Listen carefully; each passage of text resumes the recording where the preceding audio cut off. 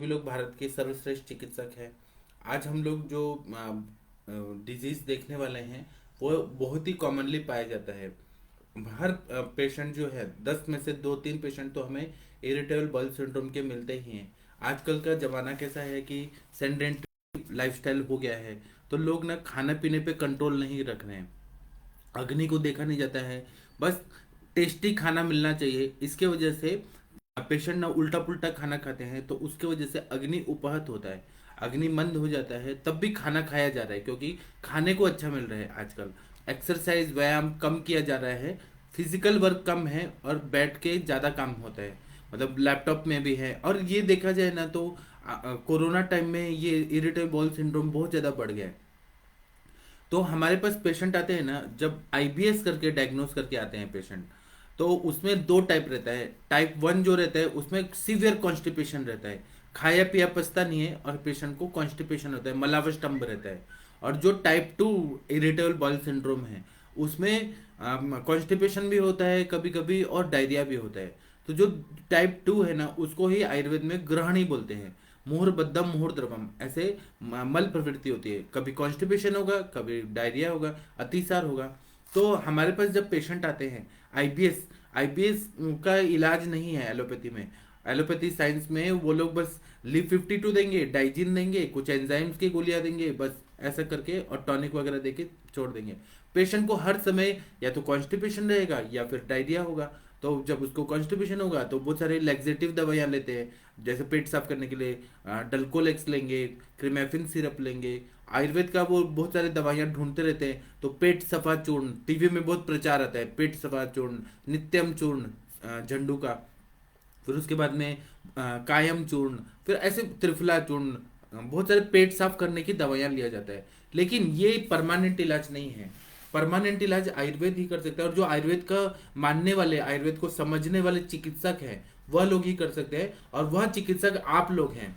आप लोग भारत के सर्वश्रेष्ठ चिकित्सक हैं। देखिए मेरे इसमें रोंगटे खड़े हो गए आप लोग की बात सुनो, क्योंकि आप लोग श्रेष्ठ चिकित्सक हैं। तो जब हमारे पास पेशेंट आते हैं ना, तो जब इरिटेबल बाउल सिंड्रोम करके आते हैं, तो हमें सबसे पहले ये देखना है कि उनको मलावस्टम्भ वाला टाइप 1 है इरिटेबल बाउल सिंड्रोम, या फिर टाइप 2 है जिसमें अतिसार भी हो रहा है, डायरिया भी हो रहा है और कॉन्स्टिपेशन भी है। ये डिफरेंशियल डायग्नोसिस पहले करना है। उसके बाद में इसके लक्षण अगर हम देखेंगे तो पेशेंट को डिस्कम्फर्ट रहता है, मतलब हर समय ना वो बहुत ज्यादा बेचैन रहता है, उसको पेट साफ नहीं हो रहता है, उसको कभी मतलब एक दिन होगा 2 दिन नहीं होगा, मतलब रोज का रोज उसका पेट साफ नहीं होगा, जिसको हम लोग अपनी भाषा में बोलते हैं कि असमाधान कारक मल प्रवृत्ति। मतलब पेट अच्छे से सामने होता है, एक बार जाके भी नहीं होता है।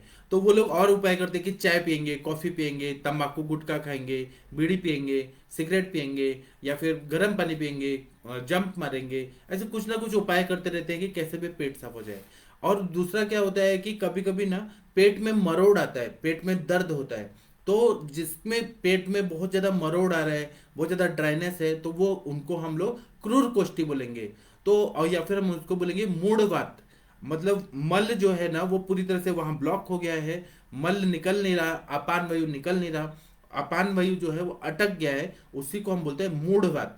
मतलब बेवकूफ की तरह वायु वहां पे अटका है, लेकिन वो वायु शैतान बच्चा है, ये बात हमेशा याद रखिएगा। अगर वायु को रोक दिया गया तो वो वायु ना पेट में उपद्रव करेगा, बहुत ज्यादा वहाँ पेट में दर्द होगा, स्पास्मोटिक कोलोन जो बोलते हैं कि स्पाजम आएगा, पेट में मरोड़ मरोड़ आते रहेगा, क्योंकि शैतान बच्चे को आपने रोक दिया, शैतान बच्चे को आपने पकड़। और ये बच्चा है, प्यारा बच्चा है वायु, अगर इसको प्यार से हम लोग चिकित्सा दे, प्यार से खाना पीना दे, तो ये वायु चिकित्सक मतलब ये ठीक हो जाता है। इसलिए मैं इसको कभी आतंकवादी नहीं बोलता हूँ, आतंकवादी नहीं सुधर सकते, लेकिन ये प्यारा बच्चा है। तो इसलिए प्यारे बच्चे को हमें प्यार से ही समझाना है, और उसके लिए चिकित्सा मैं अभी बताऊंगा आपको। तो इसलिए स्पास्मोटिक कोलोन जो है उसको हम क्रूर कोष्ठी ऐसा बोलते हैं। मैं कुछ मॉडर्न के टर्म्स इसलिए यूज कर रहा हूँ क्योंकि ना आप लोगों को इरिटेबल बाउल सिंड्रोम, और हम जो एक साइड में मॉडर्न का डायग्नोसिस लेके आते हैं पेशेंट, और एकदम शुद्ध आयुर्वेद बोलते हैं कि ग्रहणी कला है, ये है वो है, तो लोग ना को रिलेट नहीं कर पाते। तो इसलिए कुछ मॉडर्न टर्म्स यूज करूंगा, कुछ आयुर्वेद, ताकि वो ब्रिज बन सके कि आप लोग को मॉडर्न भी समझ आ जाए और आयुर्वेद भी समझ आ जाए। इसलिए मैं जो चिकित्सा भी बताऊंगा वह थोड़ा इस तरह से मॉडिफाई करके बता रहा हूँ। सैद्धांतिक तो हम लोग पढ़ते ही हैं, चरक चिकित्सा में पढ़ते ही हैं, गृहिणी चिकित्सा जो 15वां चैप्टर है, लेकिन मैं थोड़ा मॉडर्न के व्यू से आयुर्वेद का उसमें कैसे हम लोग समझ सकते हैं वह मैं बताने का कोशिश करता हूँ।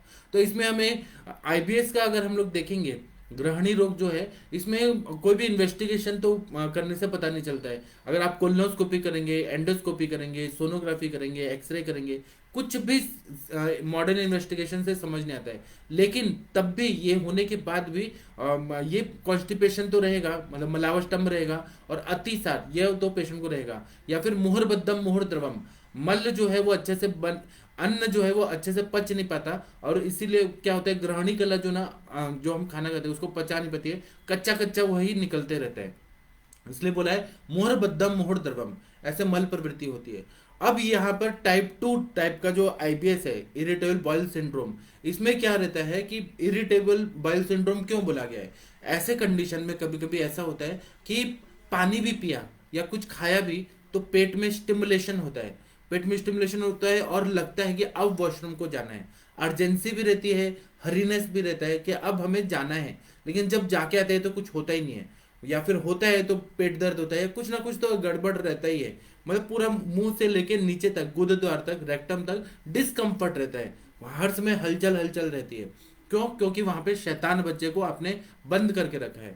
अब वो शैतान बच्चा रोज का रोज वहां से निकलना चाहिए, मतलब वायु जो है, अपान वायु का वो रास्ता है निकलने का, वो आपने रोक के रखा है, और वो शैतान बच्चा है, प्यारा बच्चा है, ये बात याद रखिए।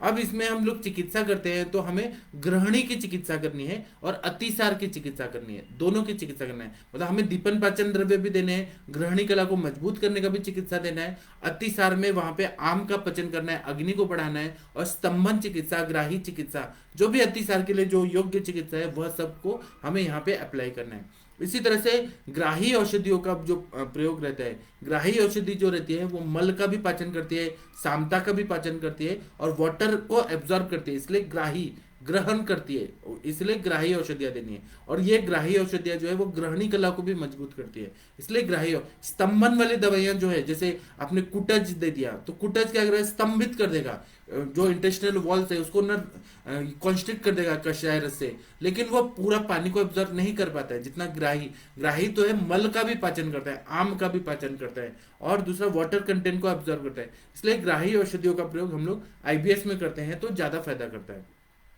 अगर अतिसार की कंडीशन है जहां पर अति द्रव मल प्रवृत्ति हो रही है, तब वहां पे स्तंभन देना जरूरी है। गृहिणी में हमें ग्राही औषधियों का प्रयोग करने से फायदा होता है। इसी तरह से कोष्ठ को बल देने वाली दवाइयां देनी है, मतलब स्मॉल इंटेस्टाइन जो है, इलियम और जेजुनम हमने पढ़ा है, और डिओडिनम, उसको बल देने वाली दवाई। लार्ज इंटेस्टाइन को जो असेंडिंग सिकम है, असेंडिंग कोलोन है, ट्रांसवर्स कोलोन है, फिर उसके बाद डिसेंडिंग कोलोन है, सिगमेंट कोलोन है, रेक्टम है, ये पूरा जो ग्रहणी कला है इन सबको बल देने वाला, क्योंकि इनका आप लोगों ने पढ़ा होगा हिस्टोलॉजिकली, इसको पढ़ा होगा, एनाटॉमी पढ़ा होगा कि इसमें कौन कौन से लेयर्स रहते हैं, मतलब मस्कुलरिस लेयर रहते हैं, सब muscularis, mucosal layer, serous layer, villi, बहुत सारे इसमें लेयर्स रहते हैं, वो आप लोगों ने एनाटॉमी में पढ़ा है। तो वहां पर बल देना जरूरी है, क्योंकि वहां के सेल्स जो रहते हैं वो वीक हो जाते हैं या घिस जाते हैं, तो वहां पर हमें मतलब पूरा ग्रहणी कला को और कोष्ठ को बल देने वाला दवाइयां, ऐसा हमें योजना करना है। अब इसमें मैं कुछ कुछ दवाइयां बताऊंगा जो आप लोगों को शायद मालूम भी होगा,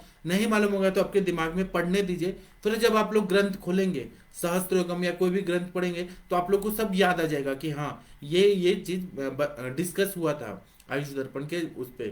तो अब हम लोग इसमें देखते हैं, तो एक ग्रहण्यान्तक कषायम करके आता है, ग्रहण्यान्तक कषायम के बारे में जो सहस्त्र योगम नाम का पुस्तक है, साउथ इंडिया में चलता है, उसमें बताया है 45 ml सुबह, 45 ml शाम को, उसमें सारे दीपन पाचन करने वाली दवाइयां हैं। इसके बारे में मैं बाद में वर्णन करूंगा, केवल अभी मैं नाम का उल्लेख कर रहा हूं। तो ग्रहण्यान्तक कषायम का प्रयोग सुबह और शाम करते हैं तो बहुत अच्छा फायदा होता है। इसी तरह से कैदर्यादि कषायम है, 45 ml सुबह, 45 ml शाम को, ये अगर हम लोग देते हैं तो जो इरिटेबल बाउल सिंड्रोम या ग्रहणी रोग है जिसमें अतिसार भी हो रहा है और ये हो रहा है मोर बद्धम मोर द्रवम, मल प्रवृत्ति हो रही है, कॉन्स्टिपेशन भी हो रहा है और डायरिया भी हो रहा है, उसमें कैदर्यादि कषायम का बहुत अच्छा उपयोग रहता है। आप लोग को जो भी अगर डाउट आ रहा है तो आप यहाँ पर लिखते जाइए, हम लोग डिस्कस करेंगे। मेरा सेशन होने के बाद हम लोग डिस्कस करेंगे और फिर इंटरेक्टिव सेशन में आप लोग और विस्तार से मेरे से पूछ सकते हैं। इसी तरह से कलकस्कादी कषायम करके आता है, इसका भी प्रयोग 45 ml सुबह 45 ml शाम को अगर प्रयोग करते हैं तो बहुत अच्छा फायदा होता है। इसी तरह से मुस्ता करंजादी कषायम, इसका प्रयोग भी 45, मुस्ता जो है वो आम पाचक में सर्वश्रेष्ठ है, इसलिए 45 ml सुबह 45 ml शाम को खाने के बाद देना है, तो इससे बहुत अच्छा फायदा होता है। इसी तरह से पीत करंजादी कषायम, मतलब कुछ लोग पत्र करंजादी कषायम भी बोलते हैं, उसका अगर प्रयोग करेंगे तो उसका भी बहुत अच्छा फायदा होता है। क्यों? क्योंकि यहाँ पर कभी कभी कृमि का इतिहास रहता है और करंज जो है वो कृमि को नाश करता है, इसलिए कृमि का इतिहास को ठीक करते हुए, कृमि को वहां पे संप्राप्ति भंग करते हुए यह जो पत्र करंजादी कषायम का प्रयोग करते हैं तो कृमि भी मर जाते हैं और ग्रहणी कला भी अच्छी हो जाती है, बल मिलता है। इसी तरह से चूर्ण अगर देखेंगे तो इसमें वैश्वानर चूर्ण, वैश्वानर चूर्ण के बारे में आप लोगों ने पढ़ा है, संहिता ग्रंथों में लिखा है, इसको एक एक चम्मच सुबह शाम अगर देते हैं तो बहुत अच्छा फायदा होता है। इसी तरह से दाढ़ी मास्टक चूर्णम है, एक एक चम्मच सुबह शाम अगर गर्म पानी के साथ अगर सुबह शाम देते हैं, दाढ़ी मास्टक चूर्ण जो है वो कॉन्स्टिपेशन को भी ठीक करता है। अंजना मैम बार बार बताती है दाढ़ी मास्टक चूर्ण जो है उसमें दाढ़ी में है और 8 चीजें और हैं, दीपन पाचन करने वाले सारे द्रव्य हैं, वह मतलब मलावष्टम को भी ठीक करता है, अनुलोमन भी करता है और ग्राही कार्य भी करता है, और वो कषाय रसात्मक भी रहता है, अम्ल रसात्मक भी रहता है। इसलिए दीपन पाचन और ग्राही कार्य और कोष्ठ को बल देने वाला दाढ़ी मास्टक चूर्ण का प्रयोग एक एक चम्मच सुबह शाम करने से बहुत अच्छा फायदा होता है। इसी तरह से चूर्ण अगर देखेंगे तो लवण भास्कर चूर्ण है, हिंगवाष्टक चूर्ण है, अजमोदादी चूर्ण है, हमारे सर जी का आम काढ़ा करके एक दवाई है, वह चूर्ण का प्रयोग अगर हम लोग करते हैं। ऐसे आप लोग और देखिए, आप लोग संहिता ग्रंथों में देखिए बहुत सारे चूर्ण हैं जो हम लोग प्रयोग करते हैं, महानारायण चूर्ण करके आता है, उसका भी प्रयोग करते हैं तो बहुत अच्छा फायदा होता है।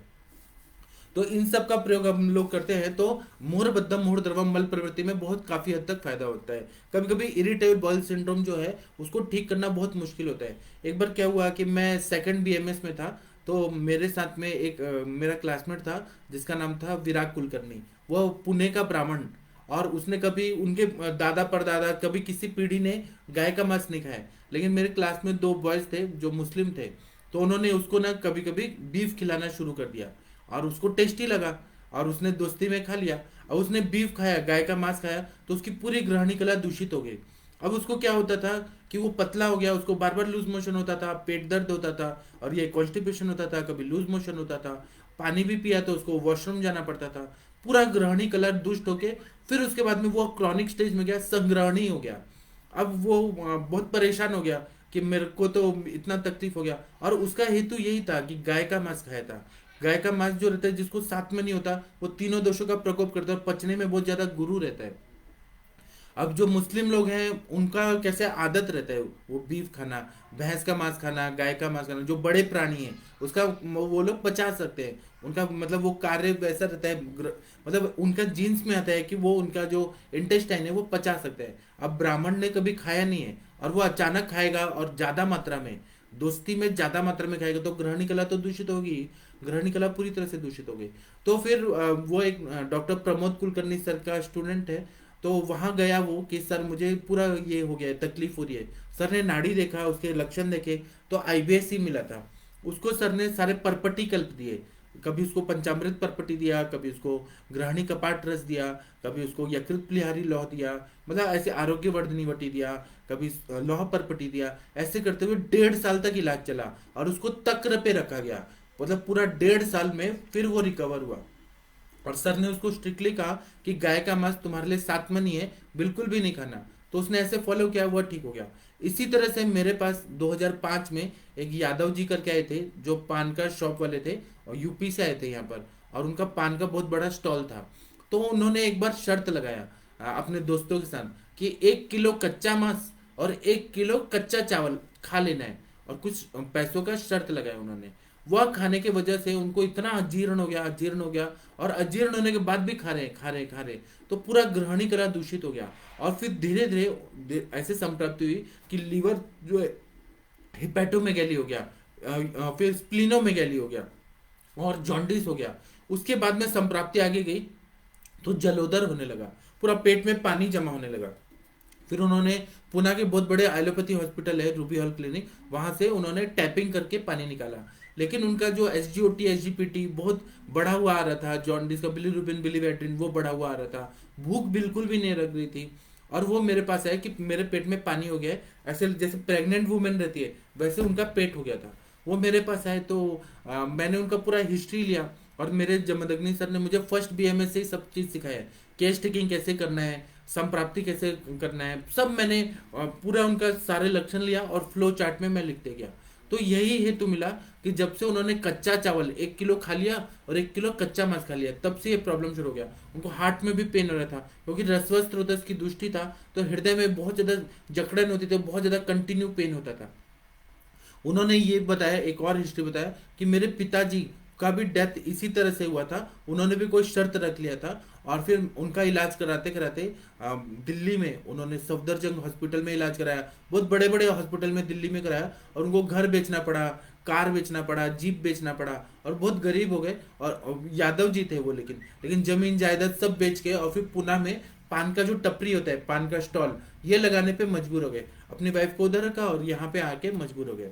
अब वहां पे उनको जलोदर हो गया। अब मैंने उधर की चिकित्सा किया, लेकिन मैंने उनकी ग्रहणी की भी चिकित्सा किया। ग्रहणी का चिकित्सा करते करते फिर मैंने 3 महीना उनको दूध पे रखा, कि केवल मिल्क पी के रहना है, और ऊटनी का जो दूध रहता है, कैमल मिल्क आपको लेना है। उस टाइम पे उनको 50 ml ऊँट का दूध मिलता था, और वो निकाल के तुरंत पीना पड़ता था। अगर वो थोड़ा आधा घंटा भी ऊँट का दूध रख दिया तो कीड़े, बड़े बड़े से कीड़े कीड़े उसमें हो जाते हैं।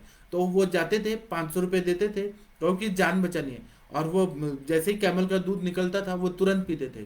और फिर उन्होंने पूरा दूध पे रहे, और मैंने उनको कहा था कि पूरा दिन में आपको 3 लीटर गाय का दूध पी के रहना है, बाकी मैं जो दवाइयाँ दूंगा वो आप लीजिए। और दूसरा मैंने उनको ये कहा था कि पानी पीना है तो पानी एकदम बंद करना है, खाना पीना बंद करना है, तब मैं गारंटी दूंगा कि मैं पूरा ठीक रहूंगा। फिर मैं 1 गिलास पानी को उबाल के आधा गिलास तक कराता था। और पूरा दिन में कभी बहुत ज्यादा तड़पन होने लगी तो 1 घुट पानी पीना है या 1 चम्मच पानी पीना है, कंठ को ठीक करने के लिए। और पूरा दिन केवल दूध पी के ही रहना है। और वो टाइम था मार्च अप्रैल का, और उनके पीछे भट्टी भी था, लेकिन उनको जान बचाना था, क्योंकि उनको मालूम था कि ये बीमारी का इलाज नहीं है। डॉक्टर्स ने बोला कि हम टाइपिंग करेंगे लेकिन इसका इलाज नहीं है। वो मेरा करते गए करते गए करते गए, पूरा ठीक हो गए। और उसके बाद में वो मेरे पास 2020 में मिलने आए। वो पूरा ठीक हो गए, पैसा वैसा कमाए, फिर यूपी चले गए। फिर उसके बाद में बहुत साल बाद मिलने आए, तो उन्होंने मुझे कहा कि डॉक्टर साहब, आपने जो मुझे ठीक किया था उससे 15 साल तक मुझे अभी तक कोई बीमारी ही नहीं है। 2005 में ठीक किया था, 2020 तक तो उनको कोई प्रॉब्लम नहीं हुआ। ऐसे ही सेम एक लड़की आई थी मेरे पास, उसको भी ऐसे ही हुआ था कि कुछ तो उसने गुरु पदार्थ खाया था शादी ब्याह में, और उसका पूरा असाइटिस हो गया था। और वो लड़की का शादी फिक्स हो गया था, 3 महीने बाद शादी होने वाला था। तो मैंने उसको किया, पूरा इलाज किया, पूरा ये सब किया, जो जो मतलब उधर की चिकित्सा है, ग्रहणी की चिकित्सा है। लेकिन बाद में उसको, और उसने ये कहा था कि मेरा शादी होने वाला है तो आप बताइएगा मत। मैंने कहा मैं क्यों बताऊंगा। फिर जलगांव में करके एक जगह है, आप जब मुंबई जाते हैं तो आपके रास्ते में जलगांव करके मिलता है।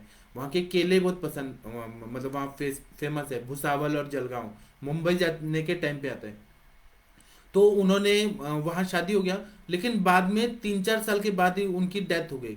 क्योंकि ना उनका वहां पर भी जाके, क्योंकि मिथ्याहार विहाराभ्याम, मिथ्याहार विहार करेंगे तो वो फिर से संप्राप्ति रिकरेंस होता है, और उनकी डेथ हो गई। मुझे बाद में पता चला, उनकी मौसी ने आके बताया कि वो लड़की की डेथ हो गई क्योंकि उसको पेट में फिर से पानी हो गया था। एक और मेरे पास दिल्ली से एक LIC के मैनेजर आए थे। वो इतना ज्यादा शराब पीते थे, इतना ज्यादा शराब पीते थे, और उनका पूरा लिवर डैमेज हो गया था, सेरोसिस हो गया था, और तब भी उनको शराब ही पीना था। उनका पूरा शरीर सूख गया और पूरा पेट में ऐसे उधर हो गया, ऐसे जैसे प्रेग्नेंट लेडी रहती है 9 महीने की, वैसे हो गया। वो मेरे पास आए तो मैंने उनका ट्रीटमेंट शुरू किया। उन्होंने 2.5 महीना तक किया, पूरा ठीक हो गए, पूरा स्वस्थ हो गए।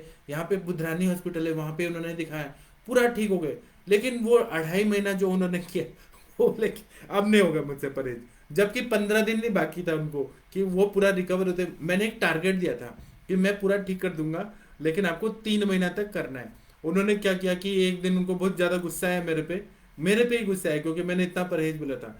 वो गए और बियर बार में जाके और पूरा विस्की और ये सब लेके पूरा पीते गए। उनके घर वाले बोल रहे कि क्यों पी रहे हो, तो बोले कि अभी वो डॉक्टर बहुत बेकार है, उसने मुझे खाना पीना बंद करके रखा है, अब इतना मुझसे नहीं होता। इतना पिए, और सुबह उनकी डेथ हो गई। तो ये जो होता है ना प्रज्ञा अपराध, मालूम है कि गलत है तब भी क्यों अति करना है, क्या फायदा हुआ? मतलब 4-5 घंटा पीने से जो आनंद मिला वो बस, उसके बाद खत्म हो गए, वो डेथ हो गई। इस तरह से कोई भी व्याधि होती है वो हमारे गलती की वजह से ही होती है। मिथ्याहार विहारभ्यम, हर आत्मा को, हर हर इंसान को मालूम है कि क्या सही है क्या गलत है, लेकिन प्रज्ञाबद्धि धृति स्मृति विभ्रंश यत् कुरुते अशुभम प्रज्ञापराधम तब विजानियत सर्वदोष प्रकोपजम। मतलब धी धृति स्मृति, मतलब पास्ट में भी हुआ रहता है, स्मृति भी रहती है, धारणा शक्ति भी, और बुद्धि, बुद्धि कंट्रोल नहीं कर पाती कि वो मुझे खाना है। मेरे पास आज एक पेशेंट है, वो मुझे बता रहे थे, डायबिटिक पेशेंट, वो मुझे बता रहे थे कि डॉक्टर साहब मैं ना 1-1 किलो रसगुल्ला खा लेता था जब मैं जॉब करता था, फिर मैं 1-1 किलो पेड़े खा लेता था, और मतलब उनका ये था, पैशन था कि मीठा खाना है, और फिर डायबिटीज हो गया ना उनको अभी। तो ये हेतु मिलता है कि इतना ज्यादा, अति सर्वत्र वर्जित, इतना खाए तो ये होता है। अब ये मैंने हेतु बता दिया। अब यहाँ पर मैंने जो अब हम इस पे आते हैं, टॉपिक पे आते हैं, आईबीएस के पेशेंट होते हैं, वहां पर भी हेतु ऐसे ही मिलता है कि रात्रि जागरण करना, दीवा स्वाप करना, खाना खा के तुरंत सो जाना, उसके बाद में पानी ज्यादा पीना, जो अग्नि को उपहत करे तब भी पानी पीते रहना, पीते रहना। और लोगों के माइंड में बहुत ऐसा है कि अगर हमने सुबह नहीं खाया, दोपहर नहीं खाया, शाम को नहीं खाया, रात को नहीं खाया, एक टाइम अगर खाना नहीं खाया तो हम कमजोर हो जाएंगे, हमें वीकनेस आएगी। जबकि उनको हमें अवेयरनेस देना चाहिए कि जब तक भूख नहीं लगती है, पहले का खाया पिया पच नहीं रहा और आप ऊपर से और डाल रहे हैं और डाल रहे हैं और डाल रहे हैं, तो उससे और बीमारी हो जाएगा। तो इसीलिए हमें काउंसलिंग करना भी बहुत जरूरी है, उनको समझाना चाहिए। आजकल क्या है, राक्षस वृत्ति आ गई है लोगों में। आप शादी ब्याह में भी देखेंगे, शादी ब्याह में लोग जाते हैं तो वहां जाने के बाद ज्यादा ज्यादा खाना ले लेते हैं, ज्यादा खाया नहीं जा रहे, और फिर उसको बाद में फेंक दिया जाता है, वेस्ट कर दिया, क्योंकि राक्षस वृत्ति आ गई है और ये घमंड आ गया कि हम क्यों नहीं खाएंगे, ज्यादा हम खा सकते हैं, लेकिन बॉडी बोलता है कि नहीं हमें नहीं चाहिए, अग्नि बोलता है नहीं हमें, हम इतना ही पचा सकते हैं। और फिर क्या होता है कि ग्रहणी रोग सबको, बहुत मतलब बहुत सारे मेजोरिटी में हो रहा है, सब लोग पेट के रोग से बीमार रहते हैं। तो आयुर्वेद के पास जब आते हैं तो हमें ये सब विचार करना चाहिए कि संक्षेपता क्रिया को निदान परिवर्जनम, मतलब सबसे अच्छा ये क्रिया योग है कि निदान परिवर्जन अति मात्रा में। और आयुर्वेद में बताया है कि त्रिविध कुक्षय का ध्यान में रखते हुए हमें एक भाग तो वेकेंट ही रखना चाहिए, एक भाग अन्न भाग और एक भाग ये द्रव पदार्थ, इस तरह से खाना चाहिए, और एक भाग वेकेंट रहना चाहिए। फिर भूख लगे फिर खाना खाइए ना, आप बार बार खाइए, लेकिन आपको भूख तो लगे, वो पचाने की शक्ति तो होनी चाहिए। अगर फिजिकल वर्क है तो आप फिजिकल वर्क करके खा सकते हैं, लेकिन अगर फिजिकल वर्क नहीं है, बैठे रहना है, तो आप क्यों इतना ज्यादा मात्रा में खा रहे हैं? तो ये राक्षस वृत्ति जो है ना, ज्यादा मात्रा में खाने का, ज्यादा निकाल के और ठूस ठूस के खाने का, यहां तक आ जाता है, तब तक लोग खाते रहते हैं, खाते रहते हैं। इसी से ग्रहणी दृष्टि होती है। ग्रहणी दृष्टि का और भी बहुत सारे कारण है, जैसे कि एक दूसरे का जूठा खाना, या फिर पति ने खाना रख दिया है और वह जूठा खा लो, या ये जो है, या बहुत ज्यादा गुरु पदार्थ, पिज्जा बर्गर, ये जो बाहर का जो खाना पीना है, जंक फूड, दिन भर खाते रहना, खाते रहना, वह सबसे। और विरुद्ध अन्न का सेवन करना, विषमाशन करना, अजीर्णाशन करना, अध्यशन करना, ये जो है ना, अनशन करना, भूख लगे लेकिन खाना नहीं खा रहे हैं, वो भूख का टाइम बीत जा रहा है तब खाना खा रहे हैं, ये जो है ना, रात्रि जागरण करना, दीवा स्वाप करना, अति मैथुन करना, अति शोक में रहना, अति क्रोध करना, ये सब फैक्टर्स रहते हैं, इसकी वजह से ग्रहणी दुष्ट होता है। जूठा खाना खाते हैं ना एक दूसरे का। एक बार क्या हुआ, मैं एमडी कर रहा था, तो मैं बस बैठा हुआ था, मेरे क्लास की एक लड़की ने क्या किया कि इतना बड़ा एप्पल निकाला, उसने एक बाइट लिया, फिर उसके बाद में उसने दूसरे को दिया, उसने दूसरा बाइट लिया, तीसरा, एक एप्पल को कम से कम 10-15 लोगों ने साथ में खाया। तो मुझे इतना घिन आया, मुझे उल्टी जैसा होने लगा, मतलब जूठा एक दूसरे का क्यों खा रहे हैं? मैंने पूछा तो बोलते हैं कि इससे प्यार बढ़ता है। ये जो रहता है ना, प्यार बढ़ता है, प्यार नहीं बढ़ता, ग्रहणी दृष्टि होती है। एक दूसरे का लोग केक काट के केक खिलाते हैं, यह भी प्यार व्यार नहीं बढ़ता है, इससे ग्रहणी दृष्टि होती है। किसी का जूठा नहीं करना चाहिए, और ये आयुर्वेद बताता है। और आज कोरोना के टाइम में भी लोग मास्क पहन के घूम रहे हैं कि एक दूसरे का इन्फेक्शन ना हो। ये पवित्रता जो रहती है, एक दूसरे का जूठा कभी नहीं खाना चाहिए, ऐसा शास्त्र बताते हैं। बाकी आप लोगों का मर्जी है, जिसको खाना है वो खाए, मैं किसी को ऑब्जेक्शन नहीं, मैं बस शास्त्र का बात बता रहा हूँ। इसी तरह से कुछ गुटिकाएं हैं जो हमारे ग्रहणी पे काम करती हैं, जैसे धनवंतर गुटिका है, या आईबीएस में बहुत अच्छा काम करते हैं, 2-2 गोली सुबह शाम, इससे बहुत अच्छा फायदा होता है। फिर उसी तरह से ये जो है लवण भास्कर चूर्ण की गुटिकाएं मिलती है मार्केट में। लशुनादि वटी है, जिसको पित्त प्रकृति नहीं है उसको अग्नि तुंडी वटी देते हैं, अजीर्ण कंटक रस देते हैं, उसके बाद में अग्नि कुमार रस देते हैं, आम पाचक वटी देते हैं, फिर सुचेकर रस, जब पित्त प्रकृति और आम का पचन करना है तो सुचेकर रस देते हैं। ऐसे बहुत सारी गुलिकाएं आती हैं जिसका प्रयोग करने से हम लोग आईबीएस में बहुत अच्छा रिजल्ट आता है। इसी तरह से कुछ घृत हैं जो मैं बता रहा हूँ, आप लोगों के प्रैक्टिस में भी ये आप लोग यूज करते ही हैं। तो इसमें चांगेर्यादि घृतम है, इसका प्रयोग अगर एक एक चम्मच सुबह शाम करें तो आईबीएस में बहुत अच्छा फायदा करता है। फिर अश्मंतक घृतम, इसका भी प्रयोग करते हैं तो बहुत अच्छा फायदा होता है। कल्याणक घृतम, फिर दाढ़ी मादी घृतम, जो दीपन पाचन करने वाले, पिपल्यादि घृतम, जो दीपन पाचन करने वाले द्रव्य हैं उनका घृत सिद्ध करके, या ग्रहण्यान्तक घृतम, इसका प्रयोग एक एक चम्मच सुबह शाम करते हैं तो ग्रहणी रोग में स्नेहन करते जाता है, आम का पचन करते जाता है और ग्रहणी को बल देता है। ऐसा करते हैं तो बहुत अच्छा फायदा होता है। इसी तरह से पंचामृत परपटी है, यह 4 रत्ती की मात्रा में सुबह शाम, और हमारे सर ये बताते हैं कि परपटी को कभी भी गोली नहीं बनाना चाहिए, परपटी परपटी की तरह ही रहना चाहिए। तब अगर हम देते हैं तो 4 रत्ती की मात्रा में सुबह शाम तक्र के साथ अगर दे दें तो बहुत बढ़िया काम करता है। इसी तरह से जाति फलादि चूर्ण है, इसका प्रयोग करते हैं तो बहुत बढ़िया काम करता है। स्वर्ण परपटी का बहुत अच्छा काम होता है। ग्रहणी कपाट रस का बहुत अच्छा काम होता है। उसी तरह से बस्ती का भी प्रयोग रहता है जो आईबीएस में अच्छा काम करता है। तो कभी कभी हमें पिच्छा बस्ती देना पड़ता है जब अतिसार बहुत और पिछिल म्यूकस टाइप बहुत ज्यादा निकल रहा है, तो पिच्छा बस्ती देते हैं, या फिर चांगेर आदि घृत का हम लोग बस्ती देते हैं तो उससे आईबीएस में बहुत अच्छा फायदा होता है। और जब हमें ना पेशेंट को ज्यादा से ज्यादा तक्र पे रखना चाहिए, और ऐसा बताते हैं कि वातज ग्रहणी में स्नेह युक्त, मतलब ऊपर का जो मलाई है जब हम मत देते हैं तो स्नेह युक्त तक्र देना चाहिए। कफज ग्रहणी है तो हमें स्नेह निकाल के देना चाहिए, रुक्ष तक्र देना चाहिए। पित्तज है तो दोनों दोनों तरह का मिक्स करके देते हैं, थोड़ा मतलब वो जो ऊपर का रहता है मलाई वो, और थोड़ा सा रुक्ष, इस तरह से देते हैं। और घृत पान कराना तो बहुत जरूरी हो रहता है, जितना घृत देंगे उतना स्नेहन होगा और ग्रहणी कला मजबूत होगी। इस तरह से मैंने आप लोगों को IBS 2 जिसमें कॉन्स्टिपेशन भी रहता है और डायरिया भी रहता है उसका मैंने सिद्धांत बताया। इसमें मैंने ग्राही द्रव्य, शुंठी का प्रयोग, पंचकोल का प्रयोग, ये सब जो है ना इसका प्रयोग अच्छा रहता है। आप केवल स्तंभन करने वाले दवाइयां देंगे पेशेंट को, फिर पेट ही साफ नहीं होगा, वह गलत है। हमें स्तंभन नहीं करना है, हमें वहां पे ग्रहणी कला को मजबूत करना है, ग्रहणी कला को पूरी तरह से वहां पे रीजनरेट करना है, रिक्रिएट करना है, मतलब पूरा नया बनाना है। ऐसा चिकित्सा को ध्यान में रखेंगे तो आईबीएस के पेशेंट जो है 3 से 4 महीने में पूरी तरह से ठीक हो जाते हैं। अभी आप लोगों के जो भी प्रश्न है आप लोग पूछिए, मैं आप लोगों को बताऊंगा। और आप भारत के श्रेष्ठ चिकित्सक हैं, मैंने तो बहुत सारे थोड़े ही दवाई बताए, आप लोग इसी लाइन ऑफ ट्रीटमेंट से बहुत सारे दवाइयां निकाल सकते हैं। ग्रहणी पे अगर देखा जाए तो 1.5 लाख दवाइयां हैं, मतलब बहुत सारे रसकल्प हैं, बहुत सारे चूर्ण कल्पना है, बहुत सारे घृत कल्पना है, बहुत सारे आसवरिष्ट हैं, 1.5 लाख तरह की दवाइयां हैं। परमुटेशन कॉम्बिनेशन से आप लोग दे सकते हैं और आप लोग को सफलता मिलती भी है, मिलेगी भी। तो मैंने बस एक गाइडलाइन दिया। अब मैं आप लोगों के जो भी प्रश्न है उसके उत्तर देने का कोशिश करता हूँ। आप लोग भारत के बहुत अच्छे लोग हैं, मुझे तो बहुत अच्छे लगते हैं आप लोग। मैं अभी आप लोगों को जो भी प्रश्न है उसका उत्तर देने का कोशिश करता हूँ। 39 कमेंट्स आए हैं, आप लोग को और भी प्रश्न है तो पूछ सकते हैं। डॉक्टर आकांक्षा श्रीवास्तव जी नमस्ते, प्रणाम आपको। डॉक्टर विनय अग्रवाल जी नमस्ते, प्रणाम आपको। डॉक्टर नितिन बंसल जी नमस्ते, प्रणाम आपको। डॉक्टर रंजीता कश्यप जी नमस्ते, प्रणाम आपको। डॉक्टर कैलाश चावला जी, जय धन्वंतरी देवा। आप लोग भारत के सर्वश्रेष्ठ चिकित्सक हैं। यहाँ थोड़ा ये हो रहा है, हैंग हो रहा है, तो मैं 1 मिनट इसको नीचे करता हूँ, स्क्रॉल करता हूँ। डॉक्टर कैलाश चावला जी नमस्ते, प्रणाम आपको। डॉक्टर अनूप कुमार जी नमस्ते, प्रणाम आपको। डॉक्टर अशोक जी आपको प्रणाम, कोटि कोटि नमस्ते। डॉक्टर राजकुमार धवन जी नमस्ते, प्रणाम आपको। डॉक्टर वरुण कुमार जी नमस्ते, प्रणाम आपको। डॉक्टर सुनीता पाल जी नमस्ते, प्रणाम आपको। डॉक्टर विकास विश्वकर्मा जी नमस्ते, प्रणाम आपको। आप लोग भारत के सर्वश्रेष्ठ चिकित्सक हैं, दिव्य आत्माएं हैं। 1 मिनट ये रुकिए, ये हैंग हो रहा है।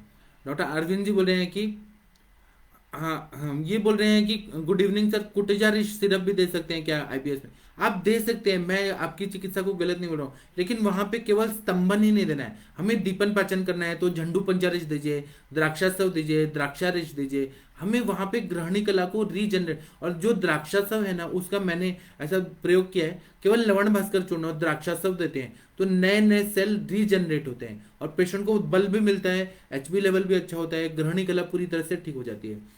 कुटजारिश जो है वो अच्छा है दवाई, लेकिन कुटजारिश से बहुत ज्यादा मात्रा में कंटिन्यू दे दिया जाए तो कॉन्स्टिपेशन और बढ़ जाता है। हमें यहाँ पे कॉन्स्टिपेशन, और जो द्राक्षासव है या द्राक्षारिष्ट है ना, वो खुद भी अनुलोमन करता है, तो वो कॉन्स्टिपेशन होने नहीं देता। युक्ति पूर्वक जहां पर कुटजारिष्ट की जरूरत है वहां वो दीजिए, जहां पर जरूरत है द्राक्षासव, द्राक्षारिष्ट, मृद्विकारिष्ट, उसको वो दीजिए। डॉक्टर लक्ष्मी जी नमस्ते, प्रणाम आपको। डॉक्टर शंकर प्रसाद जी बोल रहे हैं कि एक पेशेंट को मैं मल के साथ चिपचिपा म्यूकस जैसा जाता है, कॉन्स्टिपेशन भी है, ये आईबीएस के अंतर्गत आता है, अग्निमांद्य, उसका क्या ट्रीटमेंट दे सकते हैं? एम्प्टी स्टमक पेन होता है। अब देखिए ये पूरा क्लियर कट जो है ये ग्रहणी की ही दृष्टि है। चिपचिपा म्यूकस क्यों आ रहा है? क्योंकि उसका म्यूकस बहुत ज्यादा बन रहा है और ना वहां पे साम मल प्रवृत्ति हो रही है, और मल भी नहीं आप लोग बोल रहे हैं कि चिपचिपा मल भी आ रहा है, कॉन्स्टिपेशन है, अग्निमांद्य, तो आप ना दीपन पाचन ऐसी दवाई दीजिए, ग्रहणी को बल देने वाला दवाई दीजिए, जो मैंने अभी सब बताया, परपटी कल्प और सौषधियां बताई मैंने, चूर्ण कल्प बताई, वो सब का प्रयोग करिए। कुछ भी डिफिकल्टी आती है तो सर आप मुझसे पूछिए। डॉक्टर पंकज पाल जी नमस्ते, प्रणाम आपको। डॉक्टर अनिल सिंह जी नमस्ते, प्रणाम आपको। डॉक्टर टिंकल यादव जी बोल रहे हैं जलोदर की चिकित्सा, जलोदर की चिकित्सा, जलोदर कैसे होता है? तो अति मल संचयात अग्निमांद्यत, अग्निमंद होता है और फिर वहां पे जल संचिति होती है, मल संचिति होती है, तो वहां पर हम लोग तीक्ष्ण विरेचन, उदरहितु विरेचन नहीं, विरेचन देते हैं। जलोदरारी रस है, आरोग्यवर्धिनी बटी है, फिर अगर प्लीहा बढ़ी है तो वहां पे हम शरपुंखा चूर्ण देते हैं, रोहितिका ऋष देते हैं, यकृत बढ़ा है तो काल में चूर्ण, फल त्रिक्वात, ये सब देते हैं। विरेचन कराते जाते हैं, दूध पे रखते हैं पेशेंट को, दीपन पाचन, परपटिकल और आसावरिश पिलाते हैं तो पेशेंट ठीक हो जाते हैं। डॉक्टर विश्वनाथ जी नमस्ते, प्रणाम आपको। डॉक्टर उग्रसेन जी बोले हैं कि सर एक बच्चा है 5 साल का और उसको कफ बहुत है, उसे सुनाई नहीं देता, काफी मवाद भी निकलता है, तो इसमें सरसों का तेल डालिए या षड बिंदु तेल डालिए, अणु तेल डालिए, तो वो कफ निकल जाएगा और उसको सुनाई दे, स्त्रोतोरोजन संप्राप्ति को ठीक करिए। डॉक्टर रोहित कुमार राजकुमार जी बोल रहे हैं sir, my self Rohit Rajput, BMS final year student, sir मुझे आईबीएस से बहुत सारे टाइम से परेशान हूँ, सर मुझे आप एक बार कॉल करके मुझे ट्रीटमेंट बता। आप मुझे कॉल करें, मैं अपना नंबर देता हूँ, आप मुझे कॉल करिए, मैं आपका सारा सिम्टम समझूंगा कि वातज ग्रहणी है, पित्तज ग्रहणी है, कफज ग्रहणी है, सन्निपातज ग्रहणी है, कौन सा ग्रहणी का टाइप है, फिर मैं आपको बता पाऊंगा। डॉक्टर मैं अभी नंबर देता हूँ तो आप आइए। डॉक्टर सविता जी नमस्ते, प्रणाम आपको। डॉक्टर रंजीता जी बोल रहे हैं कि सर अगर पित्त का द्रव गुण या सर गुण बढ़ा है तो ड्रग ऑफ चॉइस कैसे करेंगे? अब पित्त का द्रव गुण बढ़ा है, पानी पानी है, तो हम लोग क्या करते हैं, कीचड़ है तो हम उसको सुखाने के लिए क्या डालते हैं, तो मिट्टी डालते हैं। उसी तरह से जो ये पानी को ऑब्जर्व करने वाली दवाइयां हैं, तो जैसे कि प्रवाल पंचामृत है, प्रवाल पिष्टी है, शंख भस्म है, कपड़दिका भस्म है, ये पूरा जो पित्त का जो द्रव गुण बढ़ा है उसको पूरी तरह से ऑब्जर्व कर लेता है, दीपन पाचन कार्य भी करता है। इसलिए ये सुधा कल्प जो है, परपटी कल्प, सॉरी जो कपड़दिका भस्म है, फिर शंख भस्म है, प्रवाल पिष्टी है, प्रवाल भस्म है, प्रवाल पंचामृत है, कामदूधा रस है, इसका प्रयोग करिए, बहुत बढ़िया काम होता है। डॉक्टर वैशाली जी नमस्ते, प्रणाम, थैंक यू। डॉक्टर हरकिरण जी बोल रहे हैं कि anal swelling treatment, anal swelling है ना, तो इसमें सप्तविंशति गूगल बहुत अच्छा काम करता है, और मैं सिंपल एकेटी रेकमेंड करूंगा, Amrita Google, cashew Google, triphala Google, सूक्ष्म त्रिफला। इससे एनल जो स्वेलिंग है, क्यों स्वेलिंग है वो देखना जरूरी है। स्वेलिंग होने का कारण होता है कि उसने प्रवाहन किया है पेशेंट ने, या फिर वहां पे क्षत हुआ है, जैसा है करने। चांगेरी आदि घृत का पिच्चू रखते हैं, जाति आदि तेल का पिच्चू रखते हैं, ऊपर ऊपर लगा देते हैं, उससे फायदा होता है। और वहां पे अभ्यारिश जैसे दवाइयां देते हैं या एरंड तेल देते हैं, जिससे उसका पेट साफ होते रहे। जब ऐसा करते हैं तो स्वेलिंग पूरी तरह से ठीक हो जाता है। डॉक्टर मनीषा जी बोल रही हैं कि दुग्धवटी पीयूषवल्ली रस के भी रिजल्ट मिले, बहुत बढ़िया आपने बताया, आईबीएस में मुझे भी रिजल्ट मिलते हैं, पीयूषवल्ली रस दुग्धवटी, बहुत बढ़िया। मैंने इस पे लेक्चर भी लिया है, आप आयुष दर्पण का यूट्यूब चैनल पे जाके देखिए, मैंने बताया है उसके बारे में। डॉक्टर सरोज देसाई जी नमस्ते, प्रणाम आपको। Doctor Gaurav Khurana ji thank you. Doctor Sunita Pal ji thank you. मैं देखिए सिंपल सिंपल लैंग्वेज में बड़ी बड़ी बीमारियां जो एलोपैथी साइंस में नहीं है इलाज, उसको मैं आप लोग तक पहुंचाने का कोशिश कर रहा हूँ। मैं ग्रहणी रोग पढ़ा दूंगा चरक का, लेकिन आपको समझ ही नहीं आएगा तो ऐसा ज्ञान का क्या मतलब। आप लोग को कैच हो, समझ है, सिंपल लैंग्वेज, इसलिए मैंने ऐसे छोटे छोटे टॉपिक लेके पढ़ाना शुरू किया है। डॉक्टर स्वप्ना जी नमस्ते, प्रणाम आपको। डॉक्टर विजय कुमार जी नमस्ते, प्रणाम आपको। डॉक्टर देवराज जी नमस्ते, प्रणाम आपको। डॉक्टर इतिश्री साहू जी बोल रही हैं कि सर प्रणाम, एक 5 ईयर का बच्चा है, मैं कुटज घनवटी लवंगादिवटी देने के बाद भी स्टूल में म्यूकस आता है, और सर क्या, आप इतना ही मत रखिए उसको, कुटच घनवटी दे रही हैं, लवंग आदि वटी दे रही है, लवण भास्कर चूर्ण, छोटे बच्चों को आदत डाल दीजिए लवण भास्कर चूर्ण खाएं। और कुछ आसावरिश दीजिए, जैसे द्राक्षासव, द्राक्षारिष्ट, अरविंदासव, कुमारियासव, इसमें से कुछ आसावरिश दीजिए और कंटिन्यू दीजिए। ये मत सोचिए कि 2 दिन में ठीक हो जाएगा, क्योंकि वो होने में बहुत टाइम लगा है। हो सकता है कि माता का स्तन्य में कफ बहुत रहा होगा और उसकी वजह से ग्रहणी दृष्टि हुई है, तो इसको आपको ज्यादा दिन तक चलाना पड़ेगा। तो या बाल चतुर्भुज रस है, बाल चतुर्भुज सिरप है, उन सब का प्रयोग करें। दीपन पाचन ऐसे जब होते रहेगा तो बच्चा ठीक हो जाएगा। डॉक्टर रूपाली जी बोल रहे हैं ग्रहणी रसायन फॉर डेली यूज। ग्रहणी के लिए रसायन क्या है, तो इसमें हम लोग महातिक्त घृत है या दीपन पाचन शुंठी सिद्ध घृत जो रहता है उसका प्रयोग करते हैं। आसवरिष्ट में तो इतना बढ़िया है, मृदुकारिष्ट, झंडू पंचारिष्ट कितना अच्छा रहता है, झंडू पंचारिष्ट है, द्राक्षासव, द्राक्षारिष्ट, मृदुकारिष्ट। और अगर आप रसायन में कुछ घृत कल्पना देना चाहते हैं तो पंचकोल घृत है, त्रिकटु का घृत है, ऐसे शुंठी सिद्ध घृत है, ऐसे जो घृत आप सिद्ध करके दीपन और पाचन करने वाले वो अगर देंगे। या अजवाइन को रोज घी के साथ खिलाइए, दीपन पाचन करेगा, ग्रहणी का बहुत अच्छा काम होगा।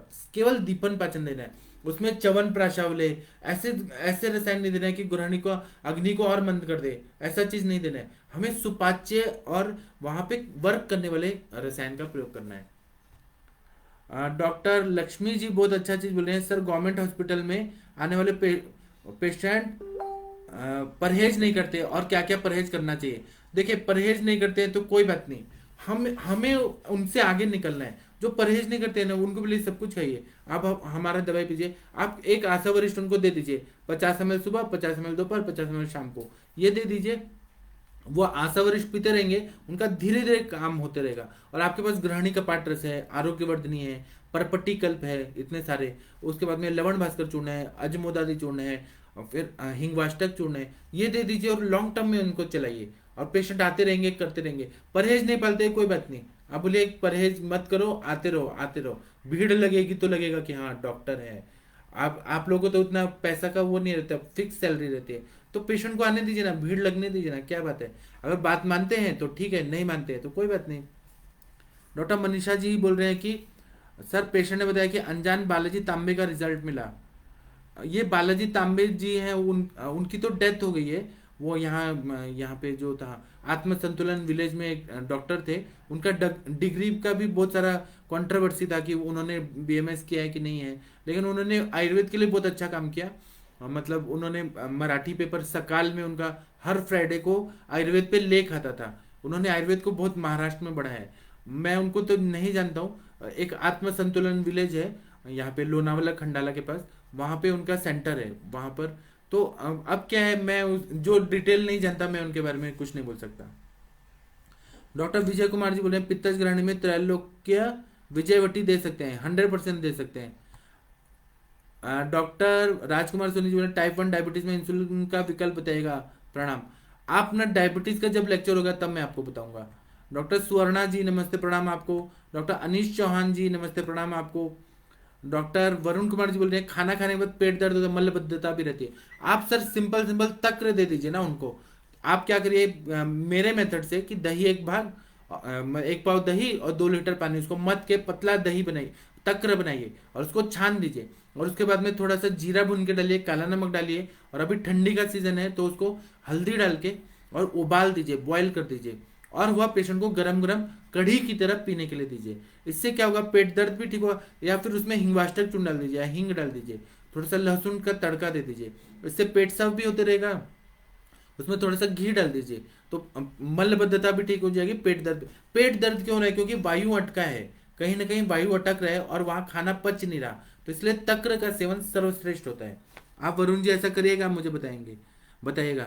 डॉक्टर देवांशु अग्रहरि जी बोले पुष्यानुक चूर्ण भी दे सकते हैं। अगर अतिसार जैसी कंडीशन है तो पुष्यानुक चूर्ण देते हैं। पुष्यानुक चूर्ण कषाय रसात्मक होता है, तो इससे ये बस देखना होता है कि इससे कॉन्स्टिपेशन ना हो जाए, तो युक्ति पूर्वक प्रयोग करिए। डॉक्टर मनीषा जी बोले गंगाधर चूर्ण भी अच्छा है, बहुत बढ़िया आपने बताया। गंगाधर चूर्ण का प्रयोग मैं भी करता हूँ, मुझे भी अच्छा फायदा होता है। डॉक्टर विजय कुमार जी बोल रहे हैं बिल्वावले और बिल्वारिष्ट में कौन सा रहेगा बेटर, तो आशा वरिष्ठ ही ज्यादा अच्छा रहेगा ना, दोनों को साथ में दे दीजिए।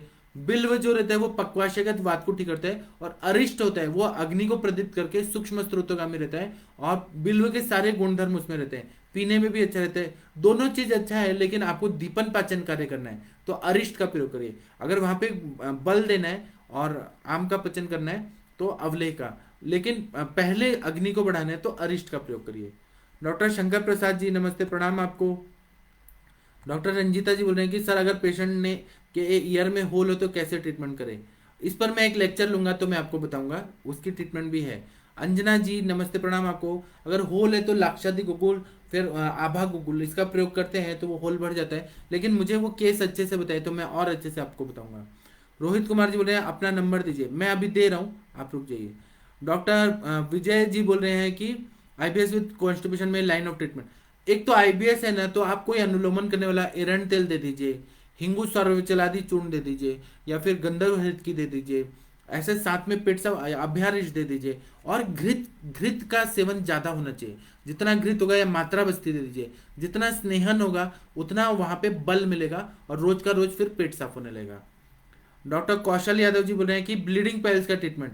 ब्लीडिंग पाइल्स का ट्रीटमेंट सिंपल है कि प्रवाल पंचामृत को गुलकंद के साथ दे दीजिए और नाकेशर चूर्ण दे दीजिए, तो इससे ब्लीडिंग पाइल्स ठीक होगा।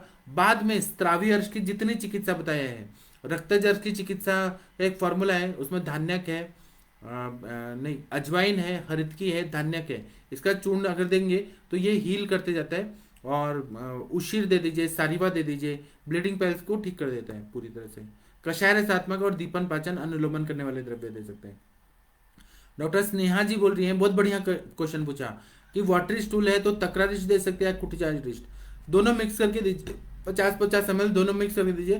तकरारिष्ट क्या करेगा, अग्नि को प्रदीप्त करेगा, कुटिचारिष्ट जो है वाटरी स्टूल को स्तंभित कर देगा, दोनों देंगे।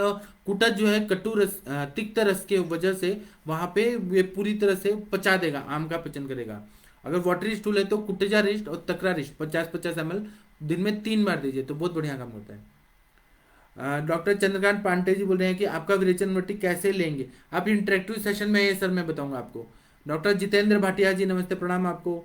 डॉक्टर जितेंद्र भाटिया जी बोल रहे हैं कि द्राक्षासव का भी प्रयोग कर सकते हैं, जरूर कर सकते हैं। डॉक्टर विनय कुमार जी बोल रहे हैं अल्सरेटिव कोलाइटिस का लाइव नोट ट्रीटमेंट, मैं इस पे एक लेक्चर लिया हूँ, यूट्यूब में जाइए आपको मिल जाएगा। डॉक्टर विजू जी नमस्ते, प्रणाम आपको। अब मैं अपना नंबर देता हूँ, आप लोग भारत के सर्वश्रेष्ठ चिकित्सक हैं, किसी को कोई भी डिफिकल्टी आती है तो मुझे फ़ोन करिए, लेकिन सुबह के टाइम पे ही फ़ोन करिए, 8 से 11 के बीच में। दिन में फ़ोन करेंगे तो मेरे पेशेंट खुद रहते हैं, तो मैं आप लोगों को उस टाइम पे आंसर नहीं दे पाऊंगा, मेरी भी मजबूरी है, मेरा भी प्रैक्टिस है ना।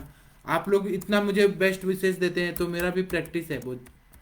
पेशेंट ठीक होते हैं तो दूर दूर से पेशेंट आने लगे हैं, पहले भी आते थे, लेकिन अभी मैं उतना टाइम फ़ोन पे बतियाऊंगा तो कैसे होगा, इसलिए सुबह के टाइम पे आप लोग मुझे फ़ोन करिएगा, मैं आप लोगों को बता दूंगा। देखिए पासवर्ड जो है, ये जो इंटरेक्टिव सेशन का पासवर्ड और आईडी मैं दे रहा हूँ, जिन जिन लोगों को बात करना है हमसे तो आइए। ये जो है बहुत बढ़िया बोल रहे हैं कि दिवांशु जी बोल रहे हैं नाभिगत बात में बिल्व शलतु का शिलाजतु का प्रयोग का संदर्भ है चर्चा में, बहुत बढ़िया आपने बताया दिवांशु जी, आपने बहुत अच्छा बताया। इन्होंने लिखा है बिल्व शलातु, बिल्व शलातु का मुझे समझ नहीं आ रहा, स्पेलिंग मिस्टेक है शायद। डॉक्टर मंगला जी नमस्ते, प्रणाम आपको। Manisha ji thank you. अब मैं अपना लेक्चर बंद करता हूँ, हम सब लोग 8:15 बजे इंटरेक्टिव सेशन में मिलेंगे जूम पे, जूम का आईडी पासवर्ड दे दिया है, आप सब लोग आइए। और कल हम 7 बजे 31 तारीख 2021 का लास्ट दिन है, उसमें बहुत अच्छा टॉपिक पे हम लोग चर्चा करेंगे, और 1 तारीख को भी करेंगे। पढ़ाई रोज करना है, चाहे कुछ भी हो जाए, हमें पढ़ना रोज है और आगे बढ़ना है। तो प्रणाम सभी लोगों को, नमस्ते, कोटि कोटि प्रणाम।